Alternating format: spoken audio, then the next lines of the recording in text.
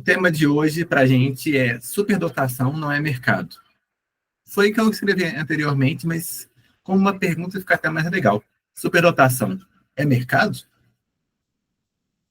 Curiosamente, para fazer a pesquisa de hoje, eu fui no meu TCC lá de 2012, quando eu estava na faculdade, 2017, quando eu estava na faculdade, que era sobre movimentos sociais, e que fala sobre a coisa da sociedade e globalização.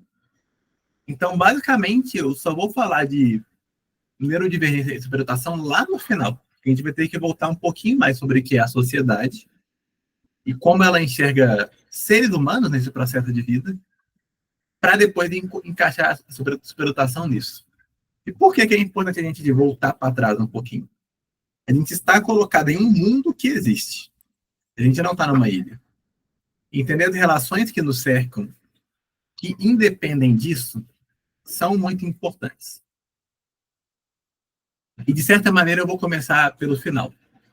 A conclusão é que vai trazer o restante das coisas. Bom, a gente vai entender que a globalização, quando ela vem, e aí quem traz isso é Milton Santos, que é um autor do direito / geografia, ele é bem famoso por isso, ela consegue unir muitas culturas.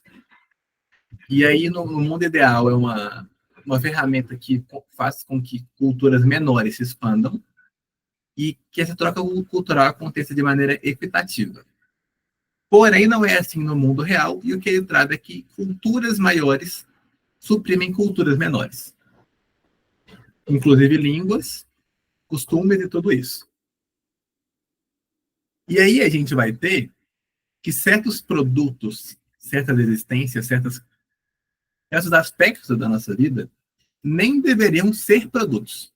Deveriam ser direitos básicos que você não tinha que precisar de dinheiro para ter isso. E a gente está falando do quê? Água, moradia, lazer e educação não deveriam ser produtos por natureza. O fato de alguém não ter dinheiro e não ter água para tomar é basicamente desumano. E dentre esses exemplos todos. E a partir dessa ideia, a gente já coloca a neurodivergência dentro desse pacote. E aí, a neurodivergência que vai conter em si a superdotação.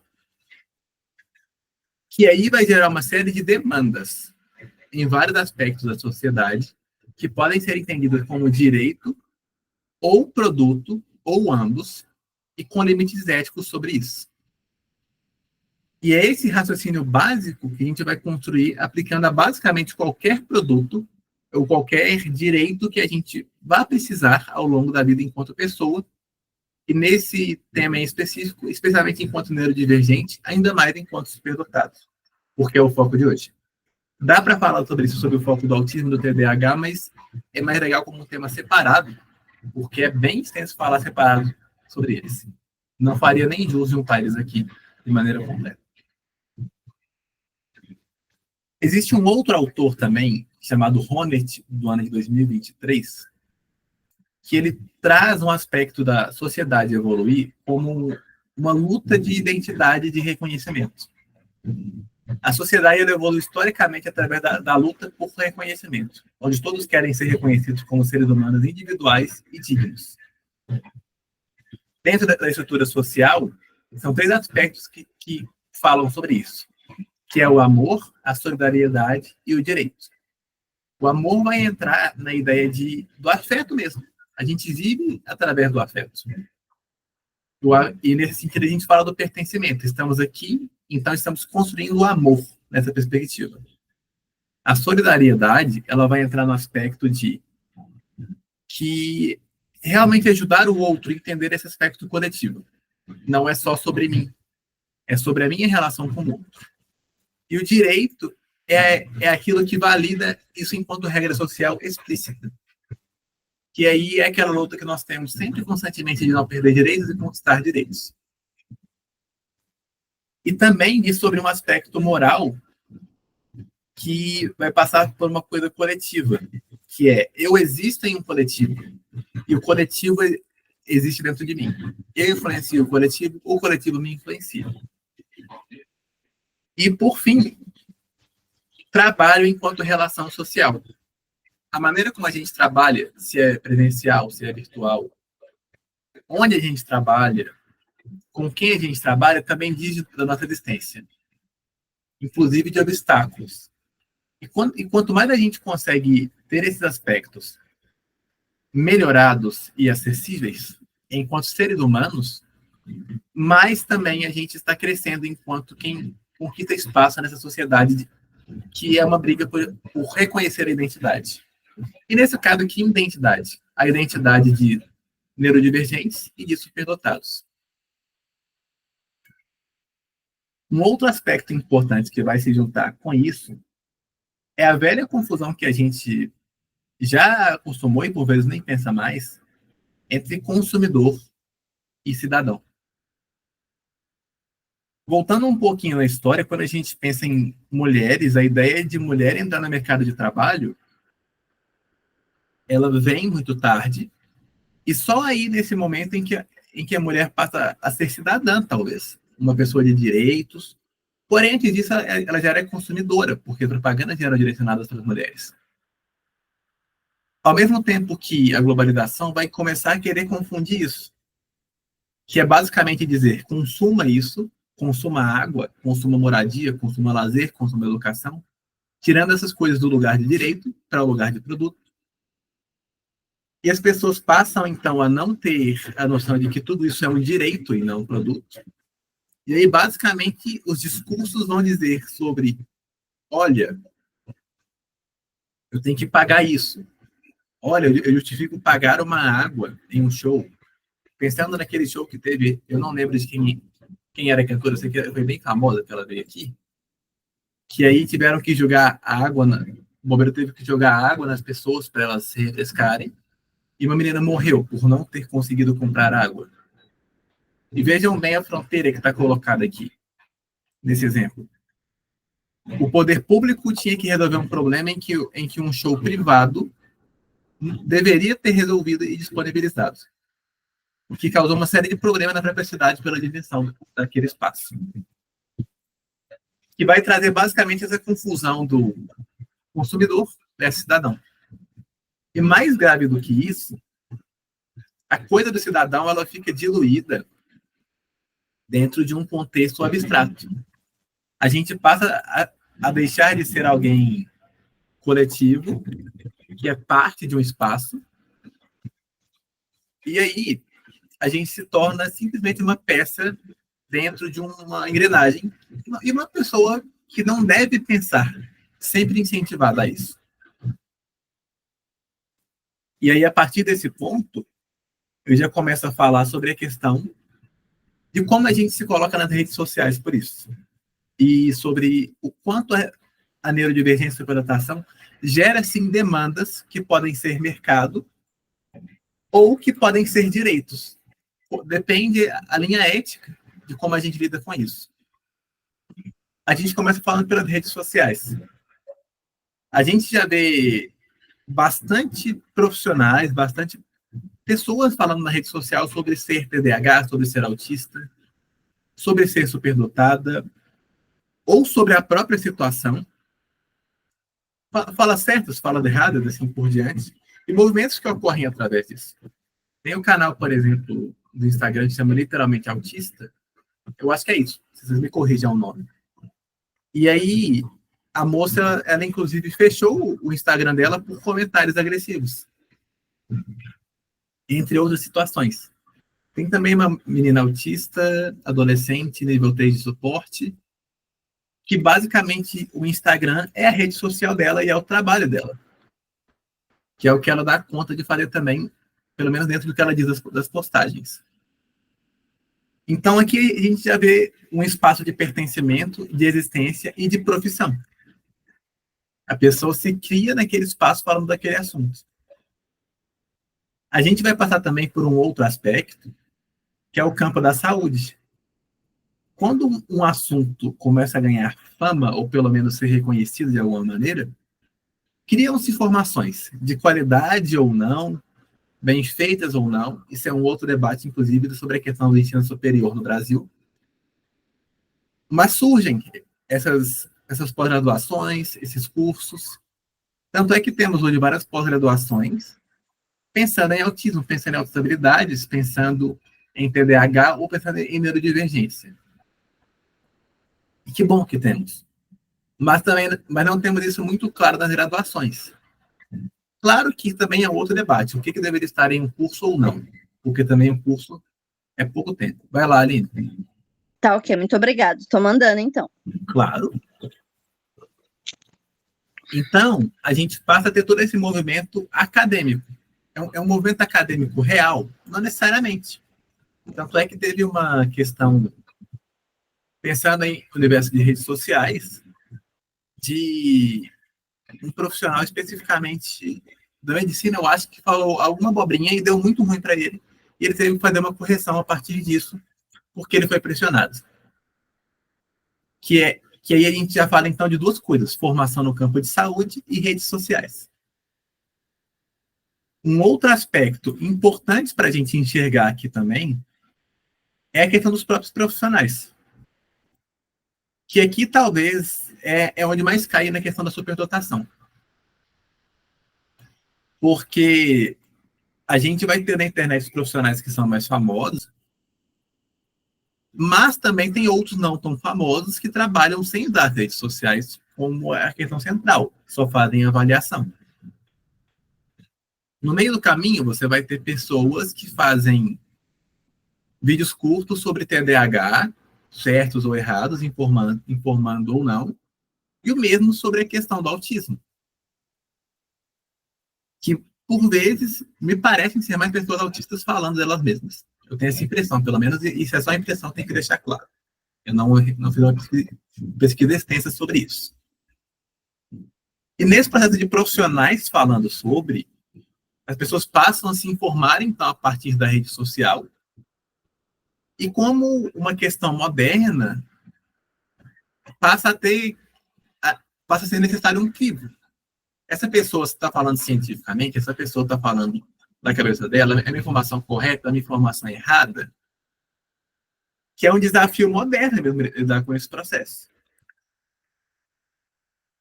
E aqui é muito além de redes sociais, justamente porque vamos pegar o histórico de todos nós, a gente não conseguiu nosso processo, nosso laudo, pensando em neuropsicólogo e em médico. Não foi rápido conseguir o nosso processo, nossa validação médica e psicológica. A gente tem exemplos aqui de 10 anos para uma criança receber o laudo certo. Eu demorei 1 ano para conseguir ter a validação do autismo, em termos neurológicos, para ser validado no estado. Outras pessoas passam por coisas até mais longas, e isso é literalmente inviável e desumano. Um exemplo que eu sempre trago sobre isso é: se um paciente de câncer demorar 1 mês para ser diagnosticado, esse câncer vai virar uma coisa muito mais séria. Pensar em 1 ano para você conseguir diagnosticar uma coisa é um problema muito sério. Isso pensando em laudos errados que têm que ser corrigidos. E a questão financeira que vem através disso. Outra coisa que é também tão impactante nesse processo, e que pode ser direito ou mercado, porque é basicamente o que a gente está falando, que nós estamos falando aqui, são demandas que são uma coisa ou outra, é a questão escolar, que vai basicamente girar em torno do PI enquanto adaptação para o aluno e de profissionais necessários para essa pessoa. Principalmente no autismo, no acompanhante terapêutico, que as escolas nem aceitam, mesmo quando a própria mãe ou o pai pagam para essa pessoa estar lá. Ou seja, a gente está falando de pelo menos um profissional que tem que ter uma formação correta para lidar com essa criança, ou esse adolescente dentro do universo escolar. Que aí conecta com a coisa da formação no campo de saúde, com a coisa da rede social e com toda essa questão. Há alguns anos, a coisa do TDAH ficou bastante mais famoso, quando provavelmente a gente nem pensava em debater sobre superdotação e neurodivergência de maneira mais ampla, que era o problema da medicalização do TDAH, quando a Ritalina popularizou. Que era a ideia de que qualquer sintoma da criança tinha que ser medicado para ela ser normatizada, que é o que a gente sempre comenta aqui que não faz sentido. Nenhuma pessoa, criança, adulto ou idoso, vai ser igual a todo mundo, e nenhuma criança vai ficar sentada na cadeira com a mão na mesa e sem se mexer. Isso não existe. E aí, aqui a gente já entra até na ideia de que o medicamento não necessariamente é ruim. O medicamento tem uma função e, por vezes, ele regula, sim, as pessoas com TDAH para elas conseguirem ser produtivas. A gente só não pode entender as características do TDAH exatamente só como disfuncionais, porque também é um funcionamento diferente como qualquer neurodivergência. Claro, é caso a caso, quanto é prejuízo ou não para a pessoa. O meu ponto aqui é só não entender que ser neurodivergente é necessariamente ruim. Entender como um funcionamento é diferente. E vai ter limitações. Aqui a gente também pode falar um pouco do autismo. E aí eu caí num artigo muito interessante chamado A Publicidade para Crianças com Transtorno do Espectro Autista. Que, basicamente, as propagandas para as crianças são coloridas e com 1 milhão de estímulos. Isso, para criança autista, não funciona, porque ou ela vai ter uma superreatividade ao que está lá, ou uma subreatividade. Ou seja, ela não vai captar essa mensagem. Além disso, ela também não vai captar código social que vai estar ali escrito. Então, ela não vai entender muito claramente qual é a mensagem. E aí, esse artigo traz uma solução para isso, que é reduzir a quantidade de falas, variação de cores ou tonalidades mais leves. Basicamente, reduzir a quantidade de informações. E aqui a gente entra no cerne do debate de hoje, que é: realmente vale tanto a pena que se crie para o público autista isso? Legal, foi incluído na sociedade de consumo. Mas a que preço viria isso também? É um questionamento bem importante para a gente trazer aqui.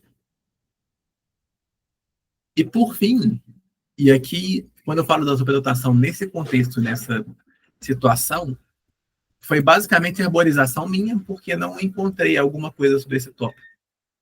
Para a superdotação. O que isso poderia gerar para a gente de demandas, de produtos, pensando nesse entremeio ético do que poderia acontecer ou não? Talvez a gente possa precisar de espaços sensoriais com menos estímulos, por exemplo, assim como os autistas têm. Que basicamente seria quase o mesmo espaço, só que pensando em menos som, menos música e assim por diante. Um pouco mais adaptado para a gente.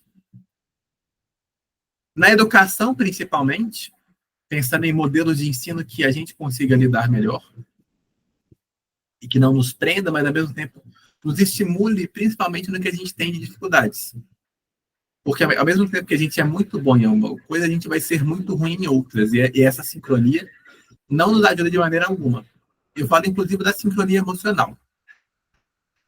E da social, principalmente, as duas juntas. A gente pode cair num problema quando pensamos sobre isso, que é, se algum empresário entender que, olha, essa pessoa super produtiva consegue fazer rápido, taca de trabalho nela.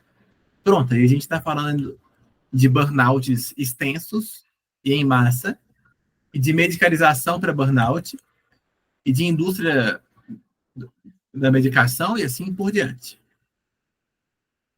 A gente também tem a coisa dos laudos, que vai falar tanto para o autismo, quanto para a superdotação, quanto para a dupla ou tripla excepcionalidade. Que é o desafio de encontrar um profissional que vai fazer um laudo certo e válido de primeira, para você não ter que refazer, de encontrar um médico, psiquiatra, neurologista para validar o autismo em adultos, principalmente, e ainda mais especialmente em mulheres. O que dirá se for dupla excepcionalidade? E aí são camadas cada vez mais profundas de negação disso, pensando no meio médico. E que são coisas caras, você pagar um psiquiatra para você receber uma negativa que não faz sentido, por vezes que nem método científico tem. A pessoa olha para você e diz, não é. A gente pensa aqui também em comunidades. Aqui somos uma comunidade.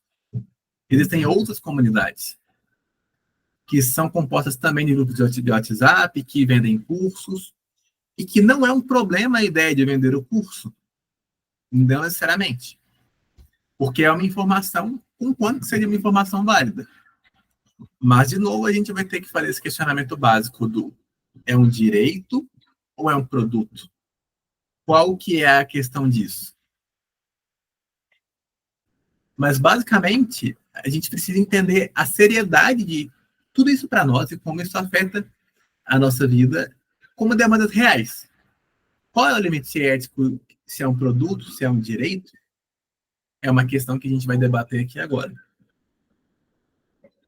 E aí, para fechar a live de hoje, em termos de pesquisa, a gente precisa reconhecer as pessoas no geral, e na temática daqui, especialmente neurodivergentes e superdotadas, como cidadãs e consumidoras. Isso traz diversos benefícios, porque são conceitos diferentes também. Mas a gente precisa de um cuidado ético extremo para diferenciar o que é certo ou não desse processo. Quem que vai definir isso é a gente na nossa vida, no nosso movimento histórico, denunciando questões éticas ou questões que ocorram a partir disso e validando também quem faz as coisas de maneira correta e ética. É isto, em termos de pesquisa, um material bastante denso e eu adorei. Solta em verbo.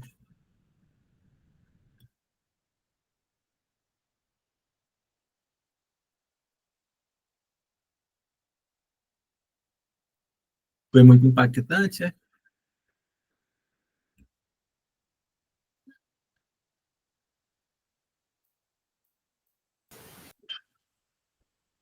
Vai lá, Felipe. Ou você não ninguém falou. Não, eu desmutei e apareceu, né? A coisa. Não, eu achei muito interessante a forma como você trouxe essa questão do direito, e de fato é um dilema grande que a gente acaba vivenciando, justamente porque eu acho que descobrir a condição é um direito, mas infelizmente ele é interpelado por uma perspectiva de que o Estado, por exemplo, não se importa com as condições, e eu não digo nem somente a perspectiva da exploração, mas o TDAH, o autismo, como uma questão de saúde. Quando eu digo saúde, não estou falando de ausência de doença, mas de saúde no sentido de uma questão que faz parte, né, das dimensões do indivíduo.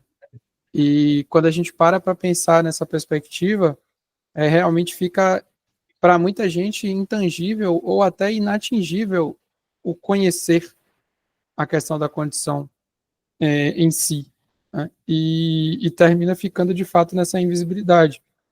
E aí a gente volta para aquela perspectiva do que muda saber ou não saber que se é superdotado, saber ou não saber que se é autista ou se é TDAH. Essa perspectiva nos ajuda a entender e principalmente a procurar pares e grupos que nos auxiliem nesse processo de autoconhecimento e descobrimento das características que muitas vezes uns vivenciaram, outros não, e vão haver essas trocas.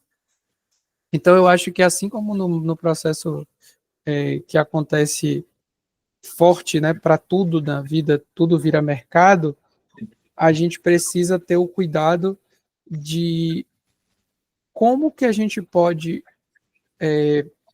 coexistir, já que a gente não pode extirpar, já que a gente não pode, de alguma forma, anular essa lógica mercadológica de transformar toda necessidade ou todo desejo em um produto, em um serviço.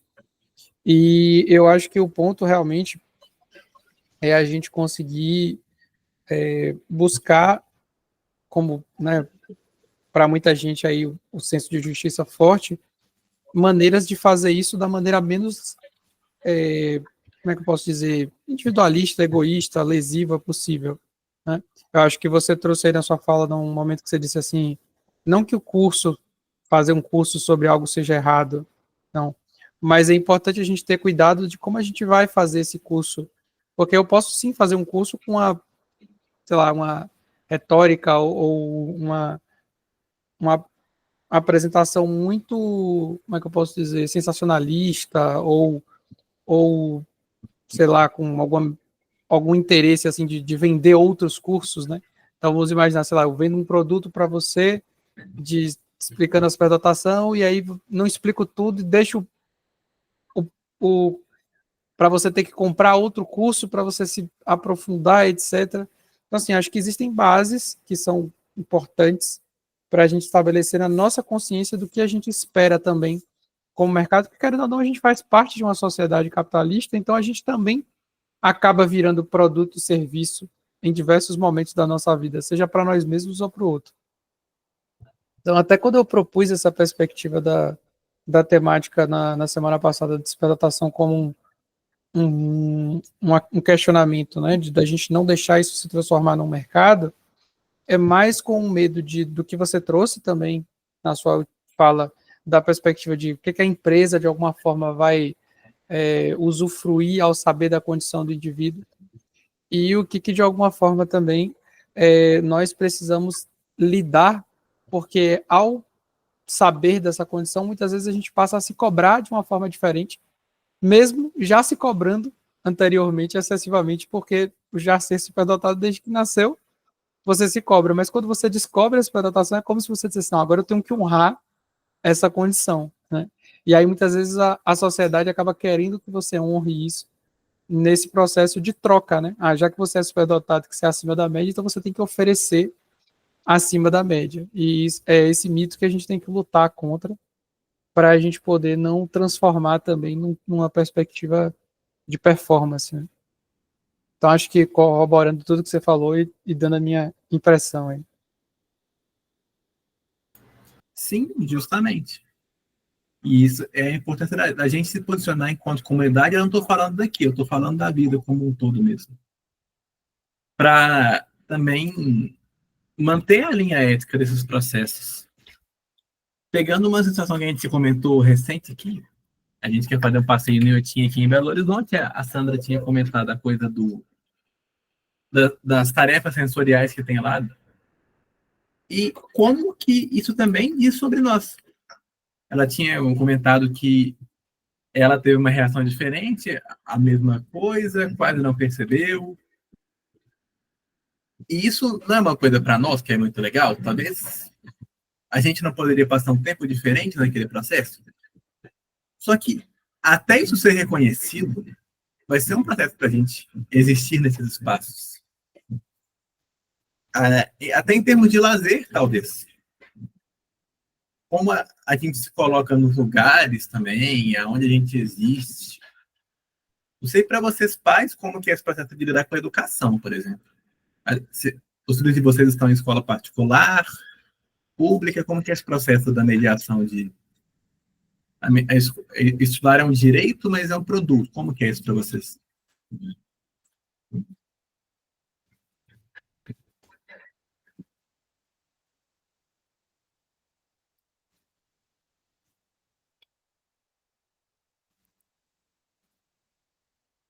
Vocês não querem responder? Tudo bem se não quiserem. Ou responderam aqui, eu não vi. Eu acho que as mães não Não teriam, estamos... talvez, essas expressões, ou não estariam à vontade para falar. Acho que depende. Talvez não, tá tudo bem. É. Mas pensando nesse sentido, é inclusive uma violência com as mães. Vai lá, Natália, você diz alguma coisa? Não, eu queria que você repetisse a pergunta, exatamente qual que é a pergunta. Ah, tá. Como que é para você, enquanto mãe, lidar com esse processo da escola, que deveria ser um direito básico, a adaptação, o reconhecimento das demandas, mas que acaba virando um produto, pensando em escola particular, e uma luta jurídica, uma luta pelos direitos que você precisa fazer o tempo todo para ser validada. Entendeu? Tipo assim, que as condições diferentes, tipo assim, autista, superdotado, ou qualquer outra condição, vira produto. Sim. Nas mãos das escolas, isso? Mas eu estou pensando em termos de sentimentos mesmo, não uma pergunta jurídica, Thaís. É o quanto isso afeta no dia a dia das mães mesmo. São aspectos diferentes.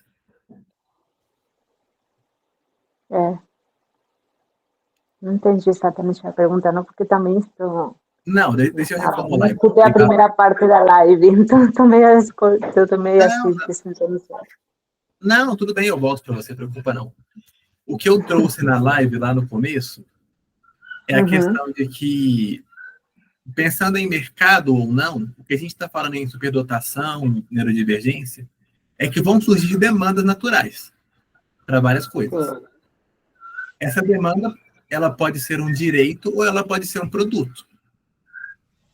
Do tipo, o PEI para a escola, ela pode ser um direito garantido ou pode ser uma coisa que você pague para alguém fazer por você, como muitas vezes acontece. Essa medida entre aquilo que é direito, mas vira produto, ou que está certo ou errado de pagar, isso afeta muito o dia a dia de vocês, mães. Estou falando mães porque, e pais. Sim. Tem o João. Eu acho que se tivesse as duas opções seria o mundo ideal, né? Porque eu vejo hoje um movimento muito grande com, por exemplo, superdotação e autismo. Tem muito curso, mas nenhum é viável para mim. Eu tenho interesse, eu tenho vontade, eu gosto de estudar, eu quero me informar, eu quero saber essa informação para ajudar outras pessoas, começar algum grupo aqui onde eu moro, mas não tenho como pagar. Para mim é inviável, porque por mais que eles falem que é barato pela informação que eles estão passando, mas para a grande maioria dos terrestres é caro, né? Para a população média é um valor caro, né? Mas quem tem filhos que já tem uma demanda especial, a gente já tem um gasto especial com eles, né? Então, além de tudo isso, a gente pagar um curso fica totalmente inviável. Então, hoje em dia, a superdotação e o autismo virou só produto, né? Ainda mais, acho que o autismo está tendo um pouco mais de visibilidade nas escolas, mas a superdotação não tem nenhuma, né? Pelo menos é o que eu estou vivendo. Eu vejo nessa área só produtos. Verdadeiramente, todos os grupos que eu entrei, a maioria é para vender curso. É muito bom, mas depois tem que pagar. Então, quem precisa de informação e não tem dinheiro, fica fora. Então, é bom quando você tem a parte pública que funciona e também você tem o produto, você escolhe. Claro que o produto sempre geralmente é melhor, né? Que é feito através de uma empresa que está visando a qualidade, você sempre vai ter pagando, geralmente, você tem um produto melhor que aquilo que você tem gratuito. Mas hoje em dia não tem gratuito, é só produto, por agora. Agora a gente tem que abrir o caminho. Como eu falei em outras lives, a gente está num momento onde a gente é a primeira geração de conscientes, sabe?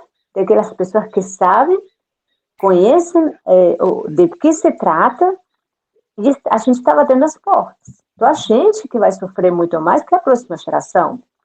Então, nossa geração hoje é que está só com produtos e sim um acompanhamento público do governo estatal. A gente está abandonado da parte estatal. Mas eu acredito que na próxima geração vai ser mais fácil. Mas hoje, lamentavelmente, só tem produtos. Né? O que eu vejo. Eu que não tenho condições, eu fico por fora de tudo. Né?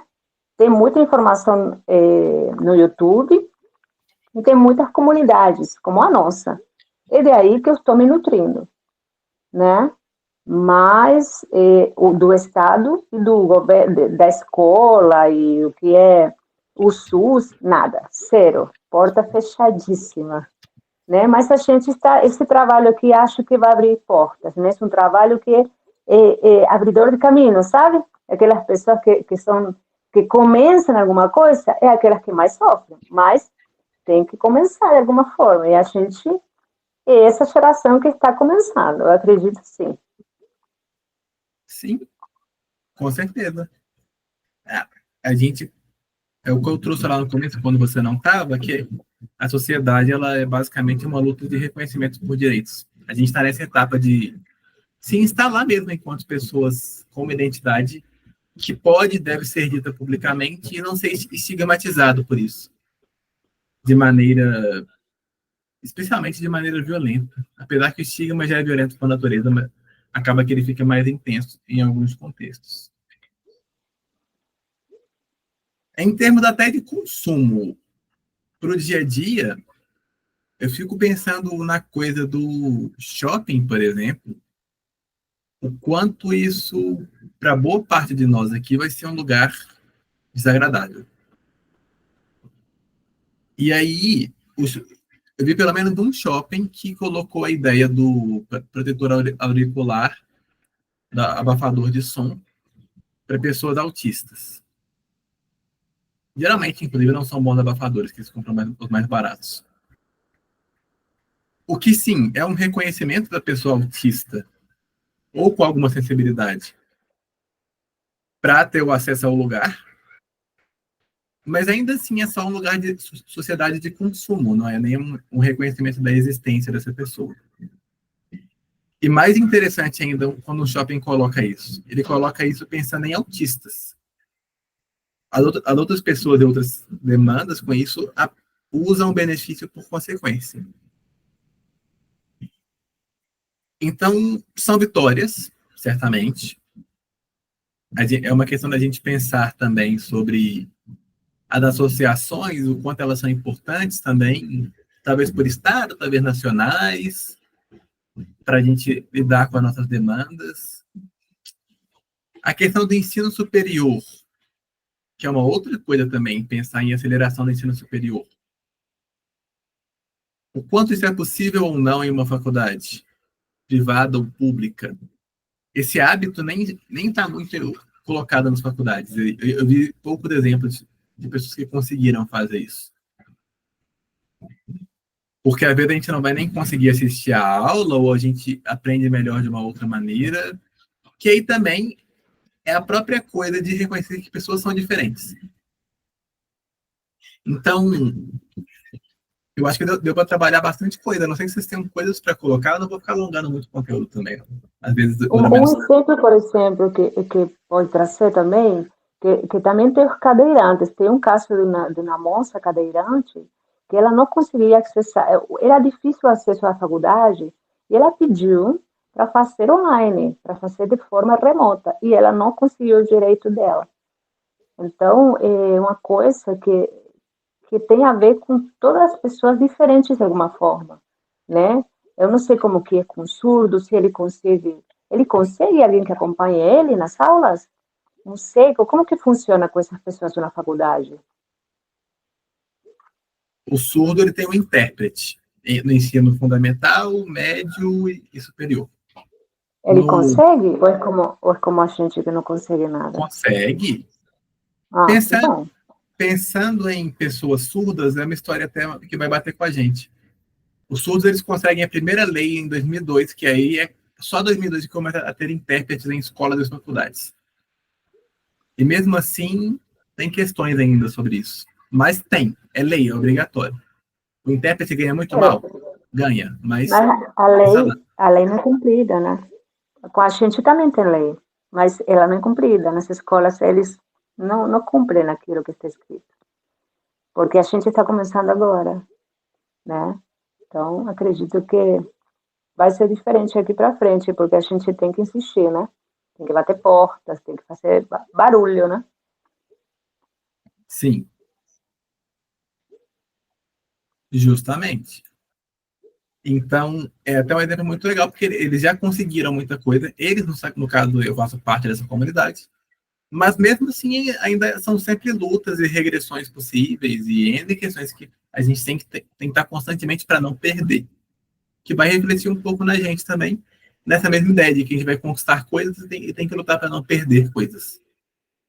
Alguém tem mais algum ponto para colocar? Senão eu fecho em termos de conteúdo formal por aqui. Eu acho que a gente conseguiu trazer, pelo menos, a abertura, né? Porque, querendo ou não, a ideia da gente nunca é esgotar a temática.